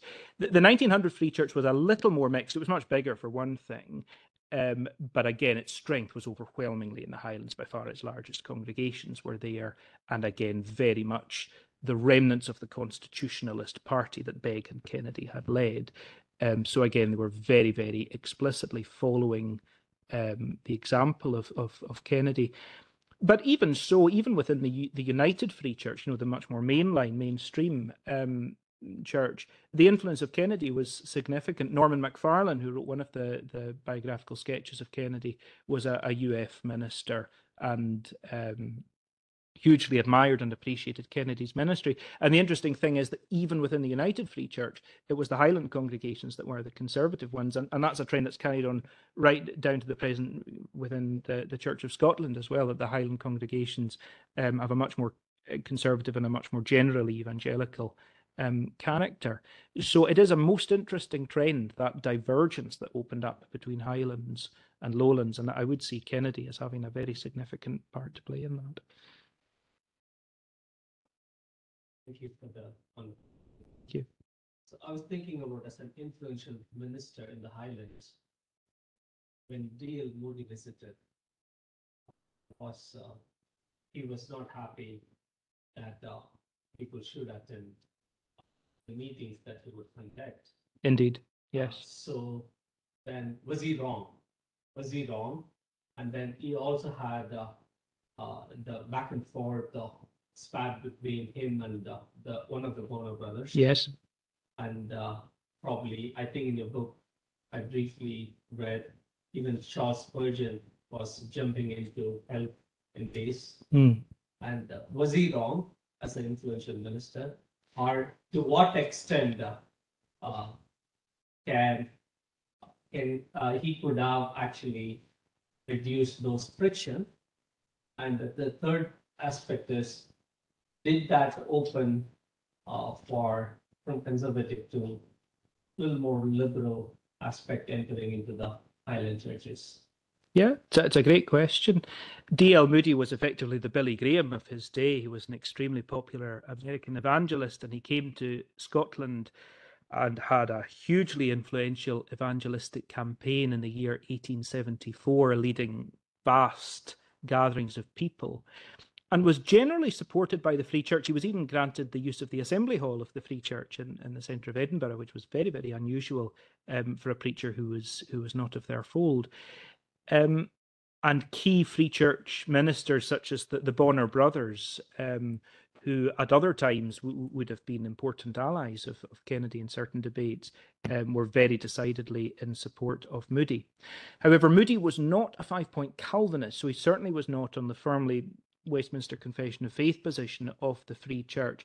And Kennedy in particular was very, very unhappy with what he heard of Moody's ministry, and he wrote 2 pamphlets against Moody, which were certainly the most controversial thing that he ever wrote, and brought great opprobrium upon him. The question, was he right, is an interesting one. In some respects, that's a theological question and will, to some extent, depend upon A, whether you're a Calvinist, and B, how vital you consider Calvinist priorities to be to the true gospel. So in a sense, that's an individual one. But certainly Kennedy was definitely right in seeing the Moody mission as being extremely significant and extremely influential within the Scottish Church. There's several key respects in which the Moody mission had a dramatic impact on the Scottish Church. First of all, it hugely promoted the use of hymns, because up until that time, throughout the whole of the Free Church, it was unaccompanied psalmody that was used in public worship. And after the Moody mission, not only did hymns become very, very widely used, in fact, almost universally in the Lowlands, but also very soon after, instrumental music was introduced in the form of organs in most congregations. And Kennedy strongly opposed both of these as innovations. More importantly, Moody's ministry led to a theological change in the Free Church, not so much in the case of Calvinism being contradicted from the pulpit, that would have been unusual, but in the sense of a simpler approach to preaching in which theological dogma was given less of a central place. I mean, we've seen already how intensely theological Kennedy's preaching was. Moody, by contrast, was theologically untrained, was not even an ordained minister. He always insisted he was just Mr. Moody, a Sunday school teacher.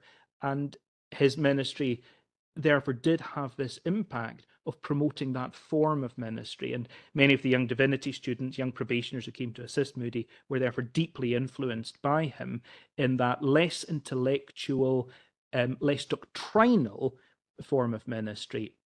And really, it's a key staging post in terms of the general loss of Calvinist theology within the wider Scottish Church, that, as it were, ministers stopped talking about these things, and within a generation, the actual doctrines themselves had largely been lost as a result of that. So On the question of was Kennedy right, in terms of the influence of Moody, absolutely spot on. I would say history has vindicated him on that point. In terms of the overall value of Moody's work, that's a whole other question. However, there were undoubtedly many, many thousands of people converted, brought into the Scottish Church and so on through the influence of Moody's ministry. So I think that's a whole other question. And again, that will depend to some extent on your theological priorities, what conclusion you reach. Okay, last question. So he brought some controversy on himself. Yes, indeed. But his ministry, if I heard you right, preaching experientially was against the trend of the day. And it was also a very fruitful ministry. Indeed. So was there opposition, experienced opposition to that, apart from the controversy he brought on himself?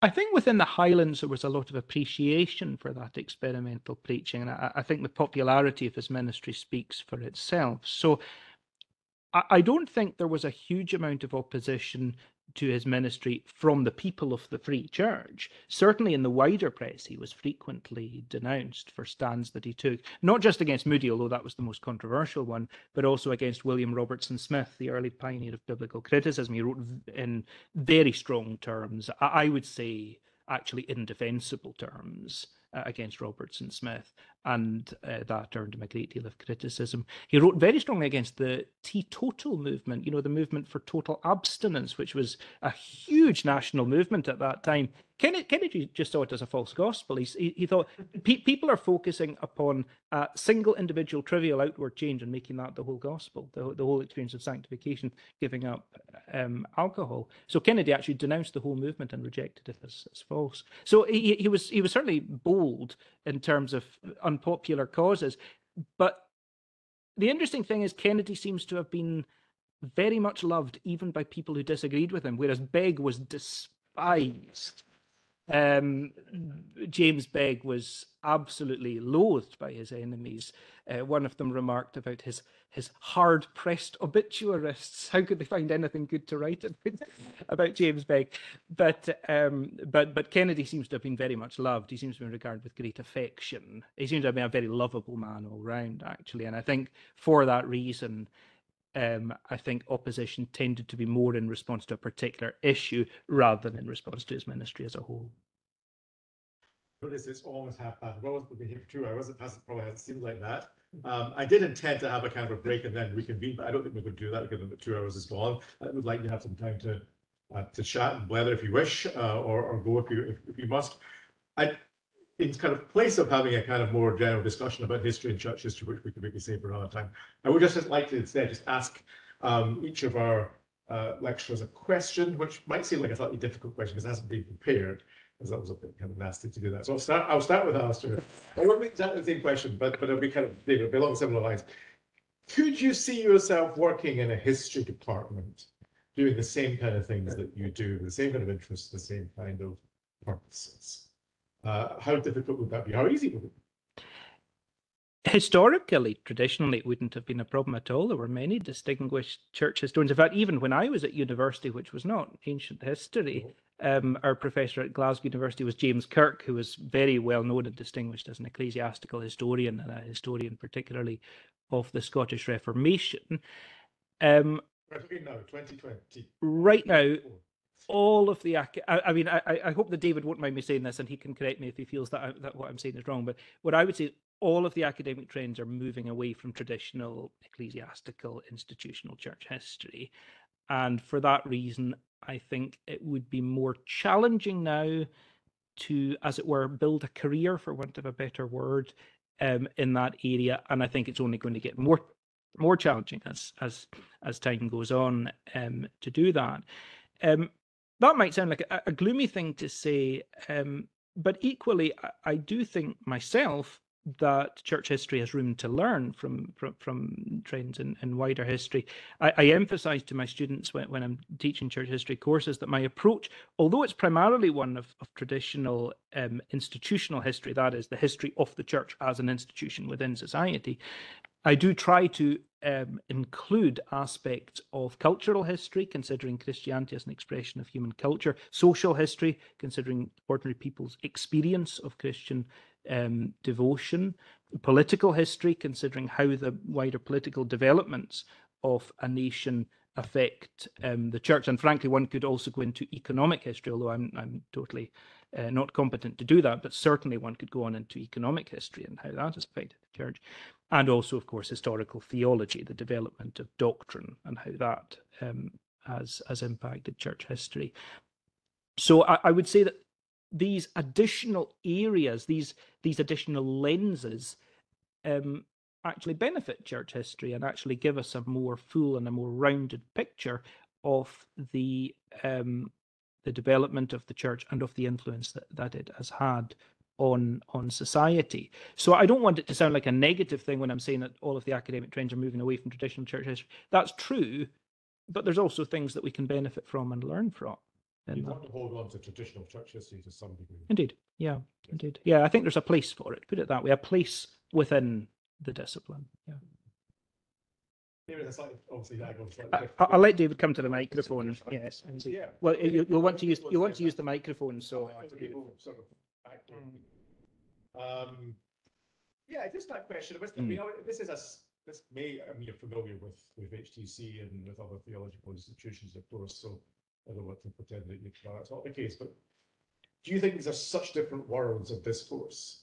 The world of the sort of church historian living in a dwelling in a theological faculty or a seminary, and that world of I think it's a great question. I was struck by, you didn't use the term religious history, church history, theological history.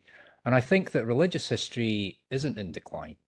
And I think the developments in cultural history, bringing on board ethnography and anthropological examples, actually encourage religious history, whereas social history is practiced probably in the late 60s, early 70s, very Marxist influenced, E.P. Thompson, that actually had very little on religion and not much on theology. And I actually believe the way things have developed in cultural history, there is more about religious practice. So I don't, maybe you disagree with me. That could be a good thing, but if you're kind of, if you're looking at something like glass half empty kind of approach, like, I tend to, but I'm not the only one. Yeah. We would say, yeah, but that kind of interest in religious history is in danger of taking us over and sweeping us away and saying, oh, you're redundant. We don't need to have, we don't have religious historians in the history department and also have kind of church historians. We must have one or the other. So in some ways, we were happier with the Marxists being in charge in the 1970s and not being interested in what we did, because they left, because we were left alone. We were the only show in town doing religious history. Is that, you don't see that as that? I mean, I'm just expressing something. No, I think it's fascinating, and I think that I suppose a lot of people working in history departments aren't qualified to talk, like me. I'm not qualified to talk about theology. I'm not beginning to have that discussion. So I suppose it's another element in terms of our society now, is that sort of level of theological knowledge isn't there that might have been taken for granted 50, 60 years ago. Not taken for granted. And yet you found resources and sources that we know nothing about. And if it weren't for you finding those things out, there wouldn't be church history. So in some ways, although you say that modestly, nevertheless, you have unearthed certain things without I was thinking somebody needs to look at that. Yeah. In order to understand the history of Scottish theology, the history of Scottish spirituality, church history, if you like. Yeah, and I think I was fascinated by what Alasdair was saying about the memory of covenanting in Russia. And I think this is another really important point here. Locally here, I would imagine figures like Thomas Hogg, who is also alive in the lifetime of James Fraser, have huge resonance over the centuries as well. And I think that's where these things come in too. I don't know how to answer your question beyond that. I feel like it's, I can understand your point, that perhaps it's almost cheapening, maybe the wrong word to use, but it's it's not taking seriously the theological element. And I think one of the challenges I find with my students, and one of the things I always talk about when discussing the early modern period, is how powerful religion and theology were in people's lives. They need to understand that. And that takes a big leap for some students just to think about that. Whether I'm the right person to tell them that is another case, because I think there are many people here who could say that, but it's important that they at least recognize that. We always value, I think, in any historian, at least that we read, when historians have a certain amount of unbiased neutrality, neutrality is not the right word, but are compassionate and are, you know, slow to blame, slow to judge. Yeah. Or if they do judge on only after you've done a lot of evidence sifting. And you know, that's something which goes against the grain of popular culture, when you make up your mind on some situation, some story so quickly. But you have this kind of empathy for the past and for people who seem very different. Yes, but I think that was what's interesting about the two talks tonight, is because again, I'd be interested to hear your thoughts, Alasdair. But writing a biography is a challenge in that regard. You get to, in a way, you get to know your subject, and that sometimes I find myself thinking, hang on, what am I getting to know here? You know, this is a partial version of the person, but it's a very interesting approach. It's one that many historians, as you suggest, are skeptical of. You identify with the person? Surely not. But in order to write a biography, you have to. I don't think a biography works unless you have a degree of empathy or some kind of understanding of the context in which the person was working. But I'll pass over to you on that one, Alasdair, because I'd be interested to hear your thoughts.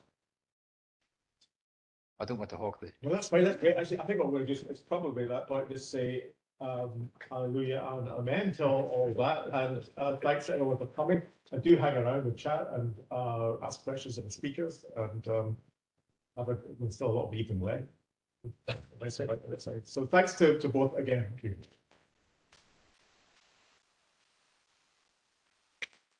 To the folks who joined us online. That's us, we're done. Thank you, folks, for joining us. Thank you, Jamie. Thank you. Cheers, Rob. I'm Rob. Boss is there as well, so be good.